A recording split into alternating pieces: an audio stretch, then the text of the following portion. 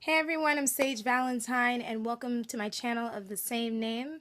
Right now I'm going to review for you guys Survivor Season 30 Worlds Apart, episode number 7, but technically it's episode number 6, if you get where I'm going. So thank you to Bruno P for letting me know that I confused, I guess, him and a lot of other people as far as my numbering.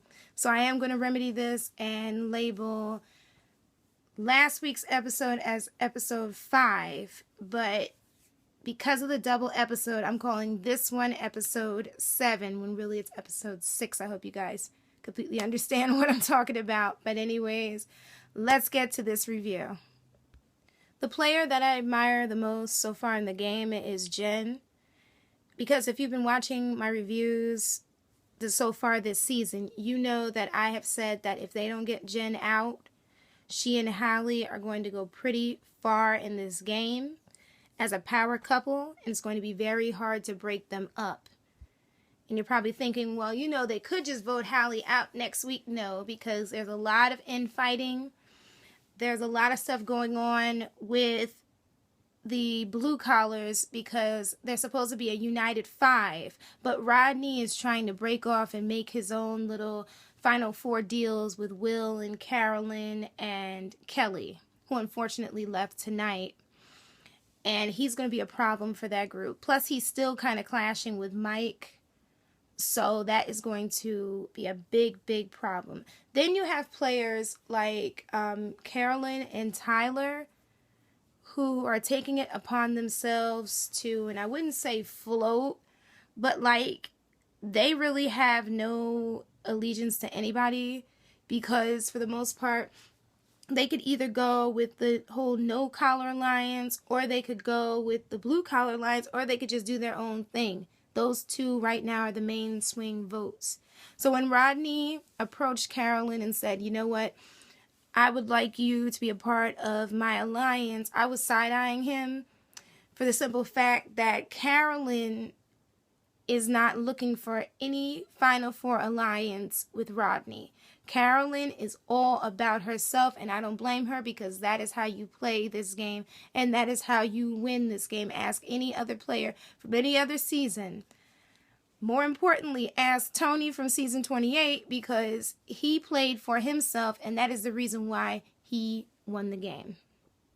Will realizes that this first vote after the merge will determine who is loyal or not, and he's trying to figure out whether or not he should stay with the no-collar alliance or just jump over to the blue-collar alliance. Now, everybody basically wants to split up Jen and Holly, which is a pretty good idea if you think about it from a game standpoint, to get rid of the two people who are like this, or at least try to split them up. But those two want to get out Kelly, so this is where Kelly's name pops up. They never really give a general reason why they want to get rid of her. They just mention her. Sharon wants to swing more towards the no-collar team. And Tyler has options, so he's just going to play those options and go whichever way the wind blows, pretty much. The no-collars decide that they want to join with the white collars to come together as a superpower to get rid of or help get rid of the blue collars, one of those strong people, so that they have a better chance in the game. And they either want to get out Kelly or Jen. Tyler and Carolyn realize that wherever they go, whatever side they choose to vote with, that decision will change the game.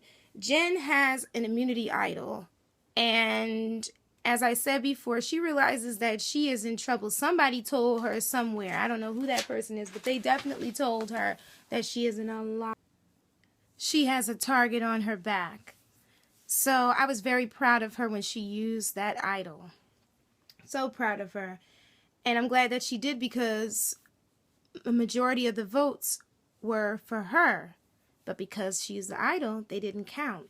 And then that one vote popped up for Holly, which probably came from Will, because Will was doing what he was told to do. Even though I still say they need to watch out for Will, because Will made it this far. They really need to watch him, but in the end, Kelly got 2 votes and Kelly got voted out. And her 2 votes were from Jen and Holly. So even though I don't have a favorite player in this season, I tip my hat to Jen, because I've said it previously in other reviews that this season, that Jen is a force to be reckoned with. And Jen is really, really reminding me of Tony from season 28. Maybe not with the whole Spy Shack thing and Tony just being silly, but as far as the way that she's thinking, yeah, she probably definitely studied his game or previous games like that.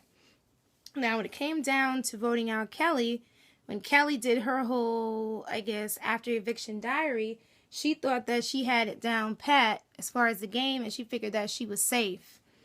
And she said she got a little bit too comfy, and apparently she pissed off Kelly. I'm talking about Kelly. Apparently she pissed off Hallie and Jen, and that's the reason why they put her out. Yeah, so this season is definitely one for the Survivor history books, because they've had many blindsides, but this one was legendary.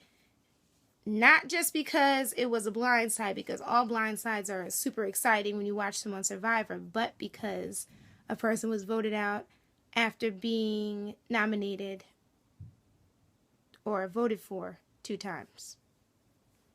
Alrighty guys, so I hope you enjoyed this review. Sage Valentine here.